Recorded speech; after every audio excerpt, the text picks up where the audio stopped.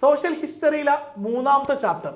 SLC എക്സാമിന് ഈ ചാപ്റ്ററിൽ നിന്ന് നിങ്ങൾക്ക് വരാൻ പോകുന്നത് 4 മാർക്കിനുള്ള ക്വസ്റ്റ്യൻസ് ആയിരിക്കുള്ളൂ. ഓക്കെ, ഒരു 3 മാർക്കിന്റെ ക്വസ്റ്റ്യനും പിന്നെ ഒരു 1 വേർഡും. ഹിസ്റ്ററിയിൽ നിന്ന് 1 വേർഡ് ചോദിക്കുന്ന ചാപ്റ്ററാണ് ഏത്? ചാപ്റ്റർ 3 പബ്ലിക് അഡ്മിനിസ്ട്രേഷൻ അല്ലെങ്കിൽ പൊതുഭരണം. അതല്ലാതെ 3 മാർക്കിന് ചോദിക്കാൻ സാധ്യത ക്വസ്റ്റ്യൻസ് ആണ് കൊടുത്തിരിക്കുന്നത്. ഇന്ത്യൻ സിവിൽ സർവീസ് ഉണ്ട്, all India service, state service, central service. ആ ഭാഗം നോക്കാം. What are the significance of public administration? പൊതുഭരണത്തിന് 4 പ്രാധാന്യങ്ങൾ കൊടുത്തിട്ടുണ്ട്, അതുണ്ട്.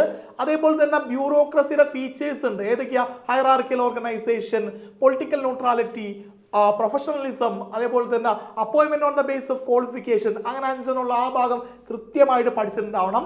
ലോക്പാൽ എന്താണ്, ലോകായുക്ത എന്താണ്, ഈ ഗവേണൻസിന്റെ ബെനിഫിറ്റ്സ് നോക്കാം. ഏറ്റവും പ്രധാനമായിട്ട് ഈ ഭാഗത്ത് നോക്കേണ്ട വേറൊരു കാര്യം കൂടി ഉണ്ട്. എന്താ? What are the objectives of right to information act? അതായത് വിവരാവകാശ നിയമത്തിന്റെ ലക്ഷ്യങ്ങൾ. ആ 3 പോയിന്റും കൃത്യമായി നോക്കാം. പിന്നെ ഈ ചാപ്റ്ററിൽ ചോദിക്കാൻ സാധ്യത എല്ലാ 1 വേർഡുകളും കൃത്യമായി നോക്കാം. 4 മാർക്ക് നിങ്ങൾക്ക് ഈ ചാപ്റ്ററിൽ നിന്ന് ഉറപ്പിക്കാം.